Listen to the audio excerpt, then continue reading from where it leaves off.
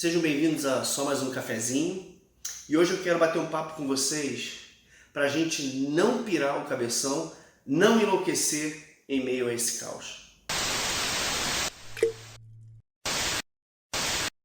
O momento que nós estamos vivendo é difícil. Início de 2020, entramos em abril agora, estamos nesse isolamento e muitas notícias ruins e mais ainda, notícias falsas nos geram uma sensação de insegurança, de incertezas e de incapacidade, de inutilidade.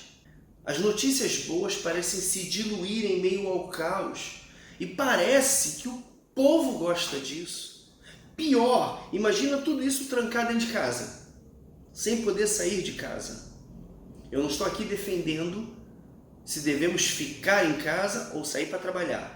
O objetivo desse vídeo não é esse. Mas antes de entrar nesse assunto, eu quero te pedir uma coisa. Se você está passando aqui pela primeira vez, se inscreva no canal. Se você já é inscrito, deixa seu like, compartilhe com seus amigos, nos ajude a fazer o canal crescer. Eu estou trancado dentro de casa há alguns dias já, com criança, adolescente, cachorro, a esposa e pior, elas estão trancadas comigo. Aí já viu, né? Essa coisa pode fazer com que o povo venha pirar, enlouquecer. Basta um pouquinho de desequilíbrio para o caldo entornar. Há uma estatística de que a violência doméstica aumentou 50% nesse período de confinamento, de isolamento social. As denúncias aumentaram de 9% a 17%. Porque com os homens agressores dentro de casa, as mulheres não conseguem denunciar o suficiente. Então você vê o nível de loucura que as pessoas passam. Então assim, primeira coisa que eu quero dizer nesse vídeo, vamos evitar a histeria, a loucura, negócio de estocar alimento, remédio, álcool em gel, máscara, sabe? Papel higiênico. Vamos evitar a paranoia, o desespero. Vamos parar de ouvir notícias, assistir essas notícias desastrosas o tempo todo, caóticas. Isso é um alimento ruim para a alma. Mas, para corroborar esse vídeo, esse assunto aqui, eu quero falar de um personagem da Bíblia chamado José. O José do Egito está lá no livro de Gênesis, filho de Jacó, teve sonhos quando era ainda um adolescente, sonhos na qual os irmãos e até os pais se prostrariam diante dele. Jacó o amava muito, seu pai, fez uma túnica bonita para ele, os irmãos tinham inveja, e para encurtar a história, os irmãos botaram ele num poço, fingiram que ele estava morto para o pai, venderam ele para mercadores, que foi levado para o Egito, foi vendido como escravo para um tal de Potifar, mas na casa de Potifar ele trabalhou tão bem que Potifar confiava nele. Numa viagem de Potifar, a esposa aprontou uma para ele. A esposa de Potifar quis deitar-se com ele e simplesmente ele não quis cometer esse pecado, esse erro. Daí ela armou uma para ele, mandou ele para a prisão. Chega na prisão, ele dá o seu melhor. Se torna até ajudante do carcereiro. 2 homens da corte são presos nesse período, o copeiro e o padeiro do faraó. Ambos têm sonhos e José interpreta os sonhos. O padeiro ia morrer, mas o copeiro ia ser restituído ao seu cargo 3 dias depois. Ao acontecer isso, José pediu para ele: não te esqueças de mim quando estiver diante do faraó. E o homem esqueceu de José. Bom, olhando para a vida de José, cara, ele tinha tudo para pirar. Ele tinha tudo para pirar. Traição dos irmãos. Foi de filho de Jacó a escravo. Ele teve que lidar com a injustiça, com o esquecimento. Cara, ele tinha tudo para pirar o cabeção. E por muito menos, nós piramos. Mexer um pouquinho no nosso dia a dia, mexer um pouquinho nas nossas posses, nós piramos. Vamos achar que Deus nos abandonou. Ah, eu vou sair da igreja, vou fazer acontecer, agora eu vou encher a cara. Enfim, nós piramos, enlouquecemos. Então, qual é o segredo para não enlouquecer em meio ao caos? O caos está aí, querido. É o fato. Mas os nossos sentimentos, pensamentos e ações acerca do fato é que vão determinar se depois desse caos, desse período, nós teremos uma vida abundante, uma vida progressiva ou uma vida limitada, impedida.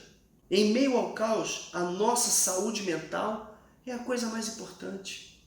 Eu tenho dito para algumas pessoas que esse momento é o momento em que nós devemos reavaliar a nossa posição na sociedade que estamos inseridos, na nossa igreja, na nossa família, enfim, mudar algumas atitudes. E eu aprendo com José algumas coisas. A primeira coisa é que ele, aonde esteve, não importava as circunstâncias, ele deu o seu melhor. Ele deu o melhor na casa de Potifar, ele deu o seu melhor no cárcere, ele deu o seu melhor com o pai dele lá no início, antes de tudo. Simplesmente José era um homem que não olhava para as circunstâncias e para as dificuldades, ele olhava para os objetivos.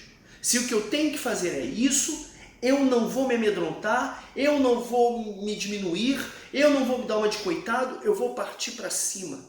Talvez você precise, nesse momento que você possa estar enfiado dentro de casa, passando por alguma dificuldade, alguma crise, seja o momento de você dar o seu melhor aonde você estiver. Se você tem que trabalhar, dê o seu melhor lá. Seja o seu melhor antes de dar o seu melhor, porque você só pode dar aquilo que você é, aquilo que você tem. A segunda coisa é que José não guardou o dom que Deus tinha dado para ele. Deus tinha dado sonhos para ele. E quando os dois homens da corte foram presos, ele poderia falar: não vou interpretar sonho nenhum de ninguém, eu não estou nem aí, minha vida está uma bagaça, minha vida está uma porcaria, eu não vou interpretar nada. Mas não, ele não guardou o dom. Ele foi lá e revelou. E o que ele revelou veio da parte de Deus. Jesus conta uma parábola de um dono de um campo que sai em viagem, mas antes de ir, ele dá 10 talentos para um empregado, 5 para outro e 1 para outro. O que recebeu 10 e o que recebeu 5 fizeram uma negociação que multiplicaram, dobraram o valor. O que só ganhou 1 guardou com medo de perder. Os 2 primeiros foram elogiados. O último foi criticado e ainda perdeu o que tinha. Nós não devemos, nesse momento de crise e dificuldade, guardar o nosso dom. Eu estou aproveitando para gravar vídeo, eu estou terminando de escrever um livro, eu estou lendo mais a Bíblia, eu tenho orado com pessoas, eu tenho servido pessoas através da internet. Não devemos guardar o nosso dom em momentos de crise. Essa é a segunda coisa para poder vencer a piração desse momento. Em terceiro lugar, José não se vitimizou. Ele estava no poço, não se vitimizou. Ele foi tratado como escravo, não se vitimizou. Como um criminoso, não se vitimizou. E quando ele esteve diante do faraó, ele esteve íntegro. Por quê? Porque ele sabia dos planos de Deus para a vida dele. Ele sabia dos sonhos que Deus tinha para ele. Jeremias 29:11 vai dizer assim: porque sou eu que conheço os planos que tenho para vocês, diz o Senhor, planos de fazê-los prosperar e não de causar dano, planos de dar a vocês esperança e um futuro. Ele está falando isso para as pessoas que estavam no cativeiro, no problema, na crise. Na crise, não se vitimize. Ah, porque isso está acontecendo, é a mão de Deus pesando, ai que desgraça. Não, na crise nós crescemos e eu tenho fé de que nós vamos sair dessa mais fortes do que como entramos. Eu tenho convicção disso. Por quê? Porque José nos ensina a confiar nos sonhos de Deus. José, depois disso tudo, é levado à frente do faraó. Lá ele revela os sonhos de faraó e termina virando o governador do Egito. Por quê?